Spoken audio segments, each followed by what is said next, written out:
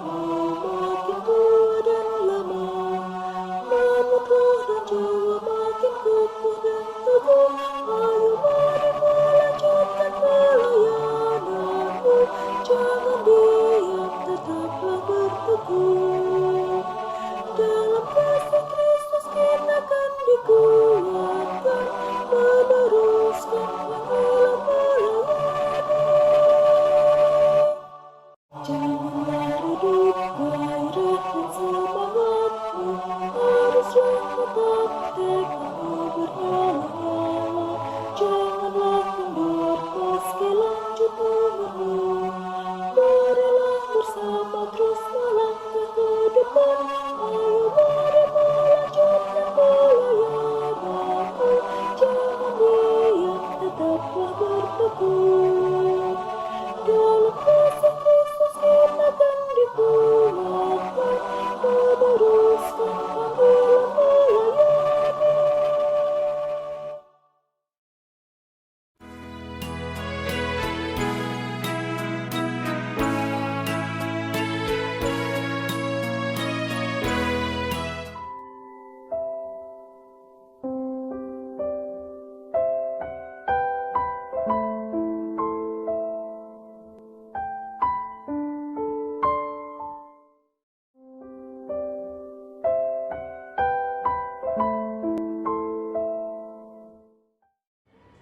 Salam Bapak, Ibu, Oma, Opa yang terkasih, dalam sejahtera bagi kita semua.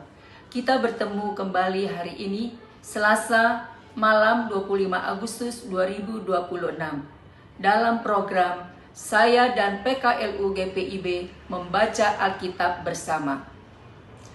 Perkenalkan, nama saya Otilina Lauli Lafau, pengurus PKLU GPIB Jemaat Kasih Setia Ciledug, Tangerang.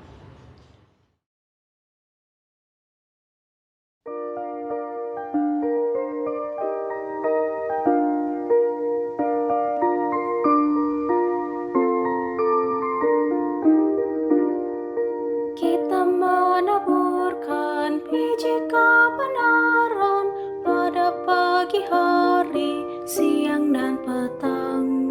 Kita menantikan waktu penuaian, pasti ada hasil, hati pun senang.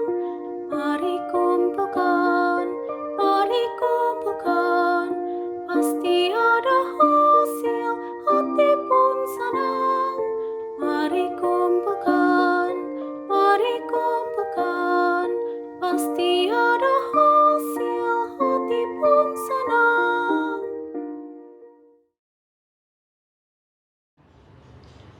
Sebelum kita membaca Alkitab, mari kita berdoa.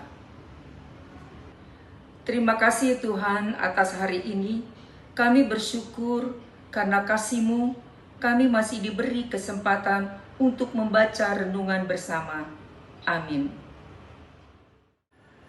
Pembacaan Alkitab kita pada malam hari ini terambil dari kitab Amsal pasal 11 ayat 4-6. Mari kita membacanya. Pada hari kemurkaan harta tidak berguna, tetapi kebenaran melepaskan orang dari maut. Jalan orang tak bercela diratakan oleh kebenarannya, tetapi orang fasik jatuh karena kefasikannya. Orang jujur dilepaskan oleh kebenarannya, tetapi pengkhianat tertangkap oleh hawa nafsunya. Demikianlah firman Tuhan. Judul renungan kita pada malam hari ini adalah kekayaan sesungguhnya, hidup dalam kebenaran. Kehidupan masyarakat modern cenderung mendefinisikan diri mereka berdasarkan kepemilikan, baik kekayaan materi, status sosial, atau jabatan. Semua itu dianggap sebagai tolak ukur kebahagiaan dan kesuksesan. Seperti yang diungkapkan juga oleh Erich Fromm dalam bukunya To Have of To Be. Maka dalam kehidupan sehari-hari kita merasa aman jika tabungan deposito penuh, serta aset kita banyak. Padahal secara konseptual, sebenarnya uang bisa saja kita miliki dan tersedia tanpa batas. Tetapi waktu sangat terbatas.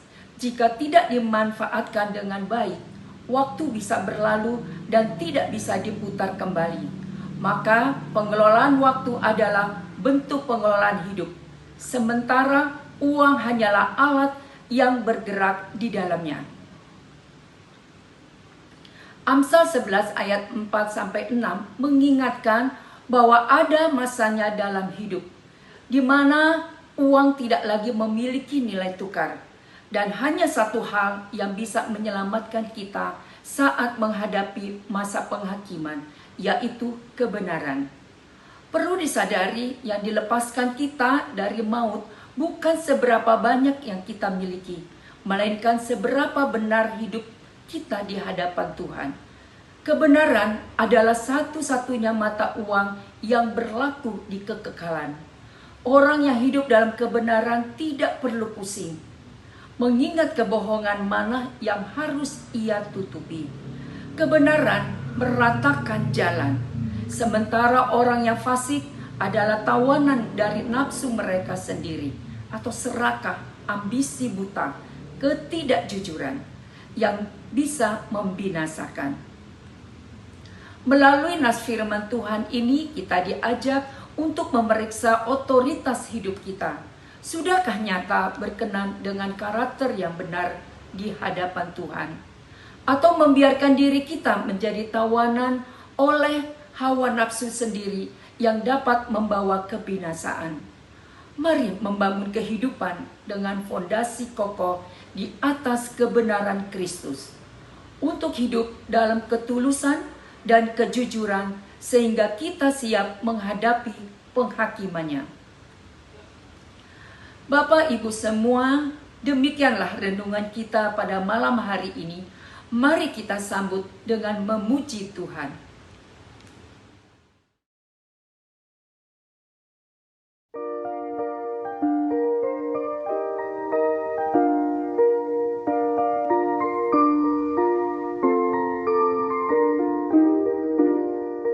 Taburkanlah dalam terang dan kegelapan, walaupun bertiup angin yang kencang.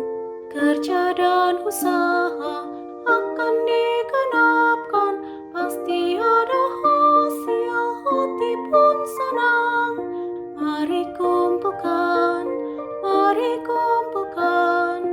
pasti ada hasil, hati pun senang. Mari kumpulkan, pasti ada hasil, hati pun senang.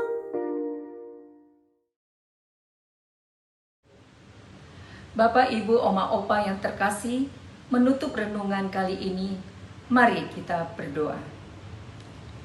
Ya Tuhan, teguhkanlah kami supaya memiliki orientasi untuk hidup dalam kebenaran dan berkenan kepadamu, sehingga kami juga siap menghadapi penghakiman-Mu. Ya Tuhan, kami juga mau berdoa bagi kami semua. Kami percaya Tuhan Yesus selalu menemani kami dalam kondisi apapun juga. Saat sakit, saat aktif, saat dalam pergumulan, atau dalam kelemahan.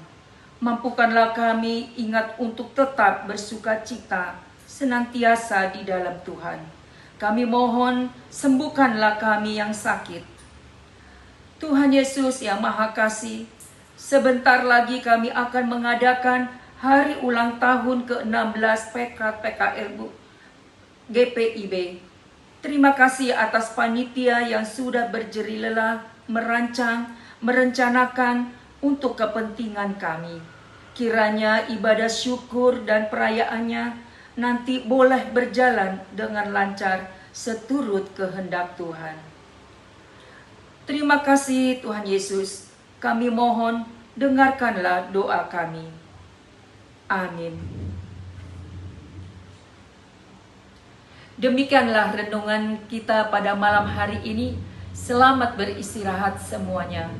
Tuhan Yesus memberkati.